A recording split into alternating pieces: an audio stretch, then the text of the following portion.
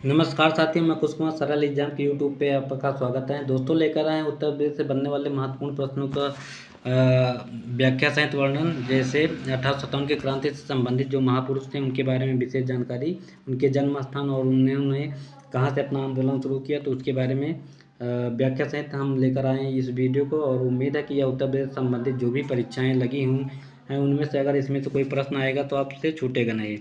तो शुरू करते हैं उत्तर प्रदेश से संबंधित कुछ प्रमुख व्यक्तित्व जो 1857 की स्वतंत्रता सेनानी में भाग लिया है। तो पहले बात करते हैं कुछ महत्वपूर्ण व्यक्तित्व जो लेखक और रचनाएं करते थे उनके बारे में कुछ बता दें जो उत्तर प्रदेश से संबंधित थे। तो जैसे बात करते हैं निजामुद्दीन औलिया की, तो इनका जो जन्म है 1236 में बदायूं में जन्मे और सूफीवाद के चिश्ती आदेश के संबंधित थे। और वह बाबा फरीद सूफी संत फरीदुद्दीन गजशंकर के शिष्य थे। आगे बात करें अमीर खुसरो की, तो इनका जो वास्तविक नाम था अबुल हसन यामीन उद दीन खुसरो था, पूछा जाता है। और इनका जन्म जो 1253 में पटियाली कासगंज एटा में पड़ता है, ठीक। और वह निजामुद्दीन औलिया के शिष्य थे और उन्होंने दिल्ली के 8 सुल्तानों का शासन देखा है। अगर पूछ ले कि आठ आठ सुल्तानों का शासन किसने देखा, तो निजामुद्दीन औलिया ने देखा है। और लोकप्रिय रूप से तूतिया हिंद के नाम से इनको जाना जाता है, ठीक। और हिंद का तोता भी इनको कहा जाता है। और आगे बात करें कव्वाली के जनक, उर्दू साहित्य के जनक और खड़ी बोली के जनक के नाम से अमीर खुसरो को जाना जाता है और उन्होंने ख्याल गायकी का विकास किया। इनकी प्रमुख रचनाओं के बारे में बता दें तो नूर सिफिर, खजायन उल फुतूह और तुगलक नामा, ये अमीर खुसरो की रचनाएं हैं, याद रखिएगा, पूछा जाता है एग्जाम में। और आगे बात करें जियाउद्दीन बरनी की, तो इनका जो संबंध है 1885 में 1285 में बुलंदशहर में इनका जन्म हुआ।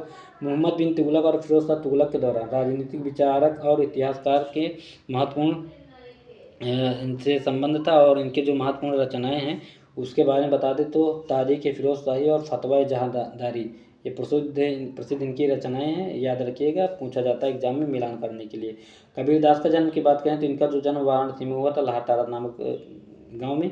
वह भक्त संत स्वामी रामानंद के शिष्य थे। इनकी महत्वपूर्ण रचना कबीर की बीजक और कबीर परछाई, साखी ग्रंथ जो साखी शब्द रामायणी, इसमें तीनों संग्रह है। और कबीर ग्रंथावली, ये कबीरदास की प्रमुख रचनाएं और निर्गुण भक्ति से संबंधित थे ये।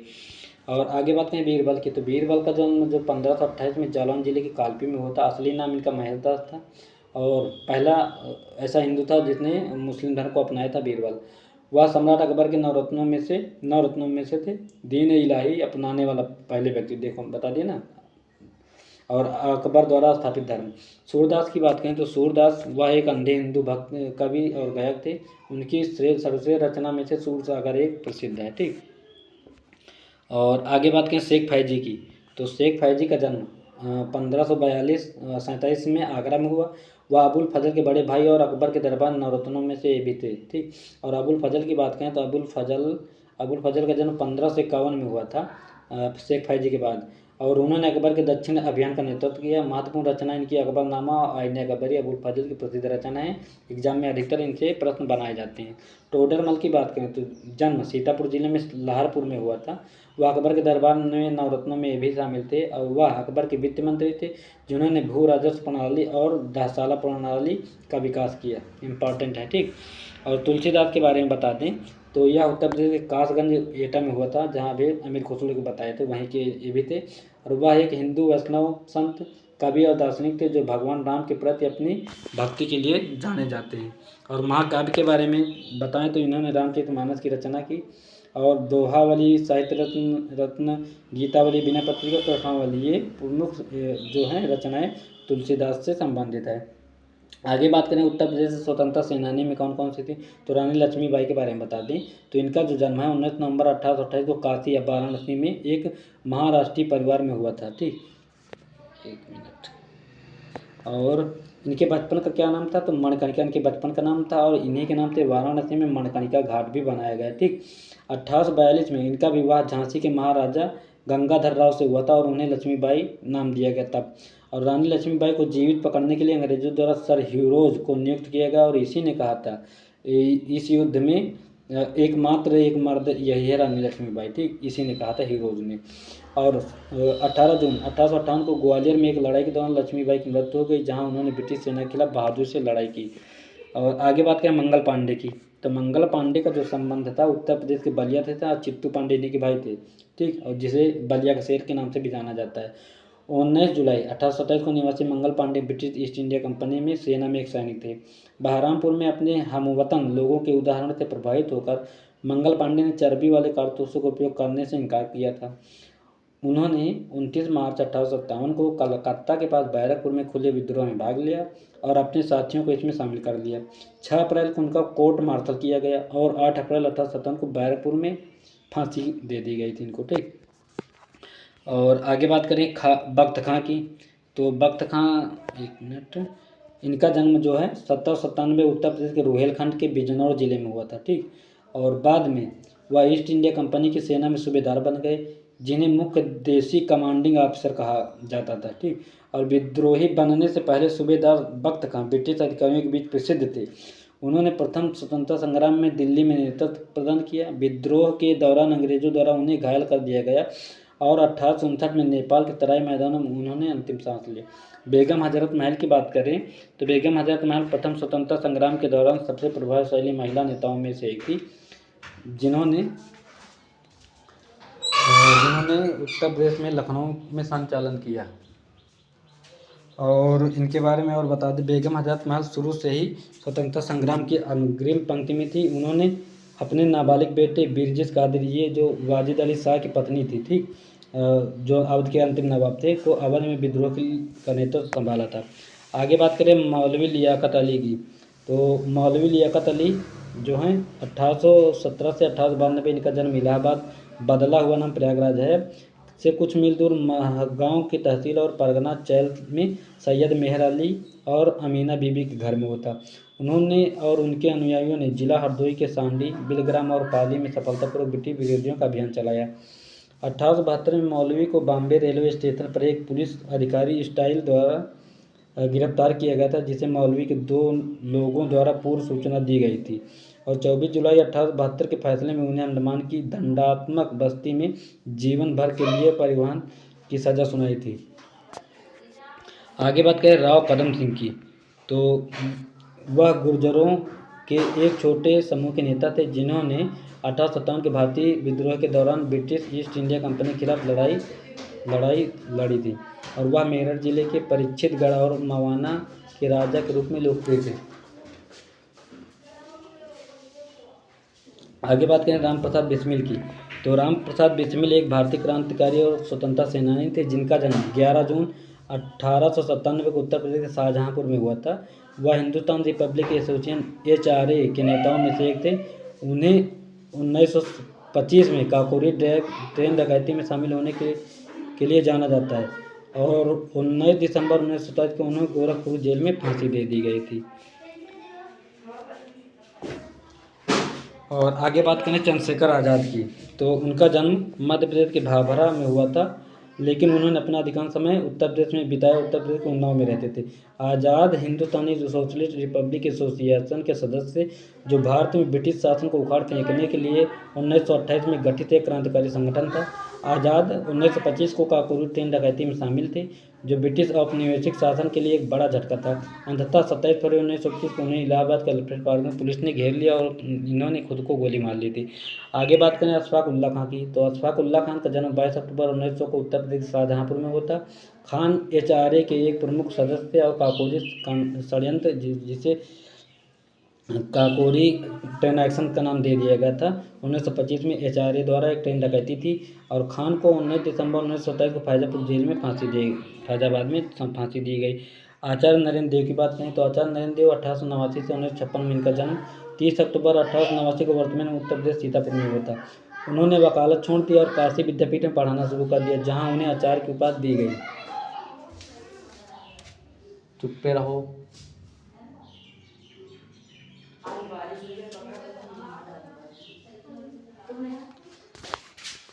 और आगे बात करें बाल गंगाधर तिलक और श्री अरबिंदो जैसे कांग्रेस नेताओं के क्रांतिकारी विचारों ने आचार्य नरेंद्र देव को गहराई से प्रभावित किया। वह होम रूल लीग से जुड़े थे और प्रांतीय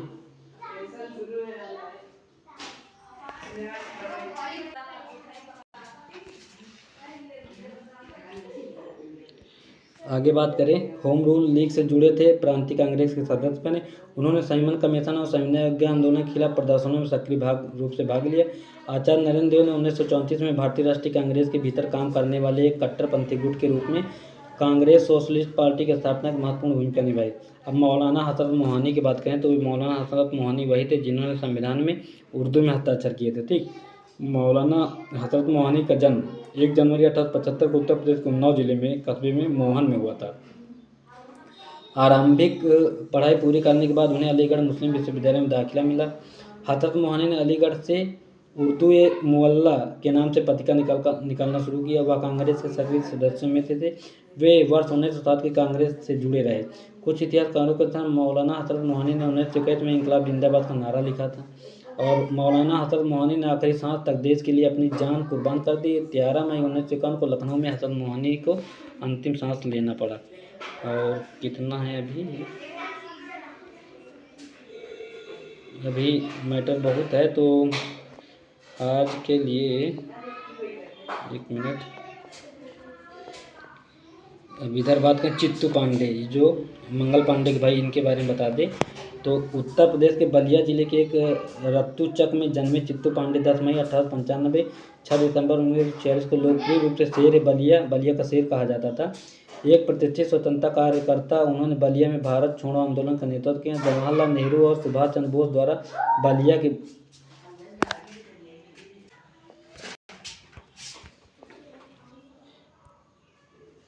आगे बात करें, उन्होंने बलिया में भारत छोड़ो आंदोलन का नेतृत्व किया। जवाहरलाल नेहरू और सुभाष चंद्र बोस द्वारा बलिया के बाघ के रूप में वर्णित उन्होंने अंग्रेजों द्वारा दबाए जाने से कुछ दिनों के लिए 19 अगस्त 1942 को घोषित और स्थापित राष्ट्रीय सरकार का नेतृत्व किया था।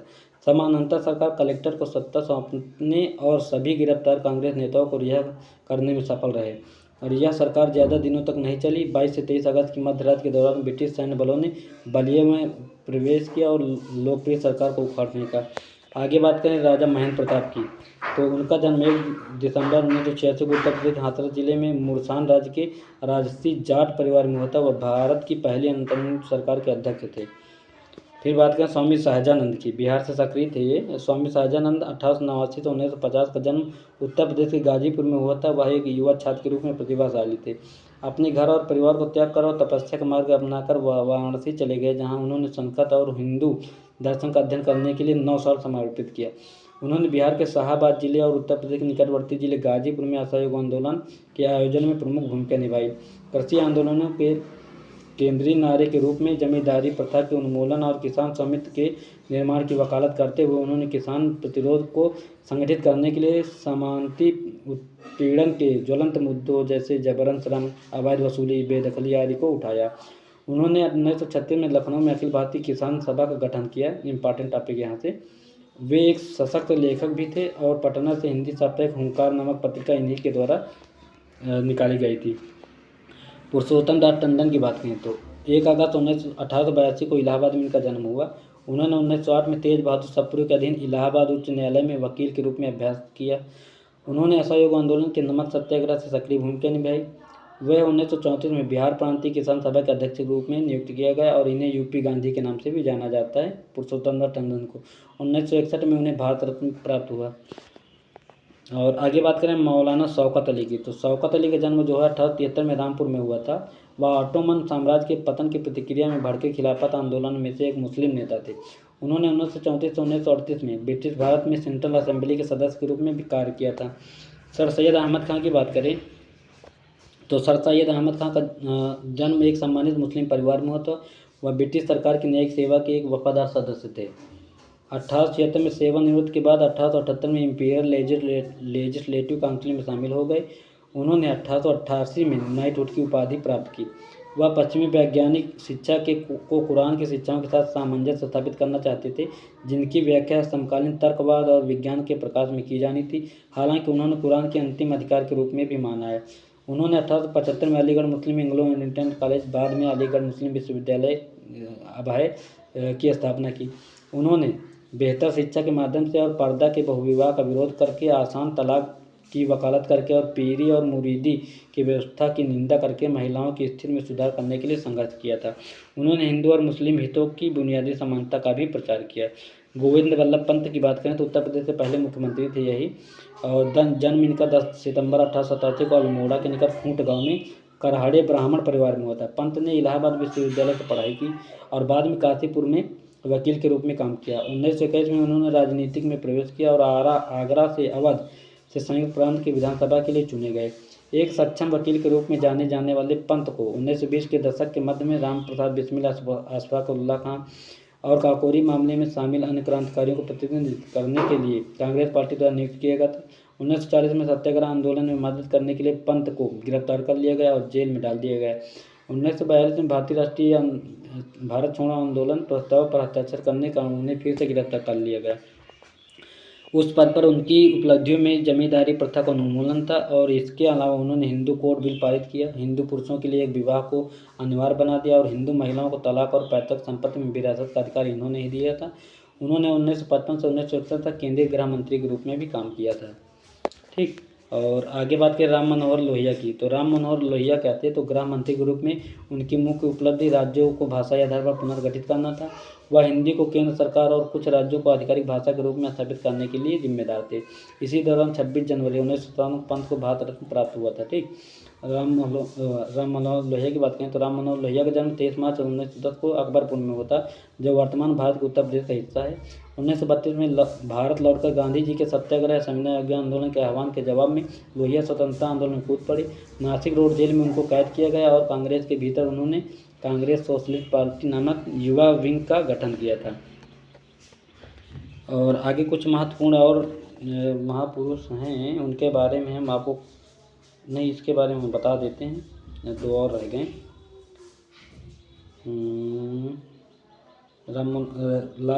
जवाहरलाल नेहरू के बारे में बता दें तो 14 नवंबर 1889 को इलाहाबाद में जन्मे पंडित नेहरू स्वतंत्र भारत के पहले प्रधानमंत्री थे। 14 नवंबर को चिल्ड्रंस डे मनाया जाता है इन्हीं के जन्म पर। वह भारतीय स्वतंत्रता आंदोलन के अग्रदूतों में से एक थे। एक प्रधानमंत्री के रूप में उन्होंने 1964 में अपनी मृत्यु तक 17 वर्षों तक सेवा की। सबसे ज़्यादा उनका जन्म 14 नवंबर को हड़ताल बाल दिवस के रूप में मनाया जाता है। 1955 में उन्हें भारत रत्न दिया गया था, पहले भारतीय थे। और पंडित मदन मोहन की मालवीय की बात करें तो 25 दिसंबर 1861 को इलाहाबाद में इनका जन्म हुआ। वे 1902 में संयुक्त प्रांत की विधान परिषद के लिए चुने गए। उन्होंने 1916 में वाराणसी में बनारस हिंदू विश्वविद्यालय की स्थापना की। महात्मा गांधी ने उन्हें महामना की उपाधि दी। उन्हें 2015 में मरणोपरांत भारत रत्न से सम्मानित किया गया। ठीक, आगे बात करें गणेश शंकर विद्यार्थी की, तो 1890 में उत्तर प्रदेश के वर्तमान प्रयागराज में जिला इलाहाबाद में इनका जन्म हुआ। भाषा युग आंदोलन का एक जाना माना चेहरा थे। वह पेशे से पत्रकार थे और हिंदी भाषा के समाचार पत्र प्रताप का संस्थापक संपादन यही करते थे, गणेश शंकर विद्यार्थी। और बात करें आगे लाल बहादुर शास्त्री की, तो लाल बहादुर शास्त्री भारत के दूसरे प्रधानमंत्री थे जिन्होंने 1964 से 1966 तक सेवा की। उनका जन्म 2 अक्टूबर 1904 को मुगलसराय उत्तर प्रदेश में हुआ था। शास्त्री ने 1920 के दशक में भारतीय राष्ट्रीय कांग्रेस में शामिल होकर भारतीय स्वतंत्रता आंदोलन में सक्रिय रूप से भाग लिया और इनकी मृत्यु जो है विदेश में हुई थी, ताशकंद उज्बेकिस्तान में। ठीक, उन्होंने नेहरू सरकार में रेल और परिवहन मंत्री के रूप में काम किया। रेल मंत्री जब थे, रेलवे दुर्घटना हो गई थी, इन्होंने अपना पद त्याग दिया था रेल मंत्रालय से। शास्त्री को उनके नारे जय जवान जय किसान के लिए जाना जाता है। सैनिक की जय जवान जय किसान के लिए जाना जाता है, जिन्होंने 1965 में भारत पाकिस्तान के दौरान भारतीय लोगों को प्रेरित करने के लिए आत्मनिर्भरता में महत्वपूर्ण जोर दिया। उन्होंने 1966 के ताशकंद घोषणा तय की, जिससे भारत और पाकिस्तान के बीच 1965 के युद्ध का अंत हुआ। शास्त्री की मृत्यु 11 जनवरी 1966 को ताशकंद उज्बेकिस्तान में घोषणा पत्र पर हस्ताक्षर करने के बाद हो गई थी। और 2 अक्टूबर भारत को लाल बहादुर शास्त्री की जयंती के रूप में मनाया जाता था। तो ये थे उत्तर प्रदेश से संबंधित कुछ महत्वपूर्ण व्यक्तित्व जिन्होंने 1857 की क्रांति और उससे पहले भारत की आज़ादी में सभी में महत्वपूर्ण योगदान अपना दिया था। तो उम्मीद है कि यह वीडियो आपको काफ़ी हेल्पफुल लगा होगा। सारे जो भी भारत से संबंधित व्यक्तित्व थे उनकी पूरी डिटेल हमने बता दी है और इसमें से बहुत सारे इंपॉर्टेंट क्वेश्चन आपको एग्जाम में देखने को मिलेंगे। तो उम्मीद है कि यह वीडियो आपको हेल्पफुल लगेगा और सभी लोग ज़्यादा से ज़्यादा क्लास को लाइक और शेयर करें, अपने दोस्तों तक फैलाने की कृपा करें। तो बाय, तब तक के लिए thanks for watching this video. Thank you.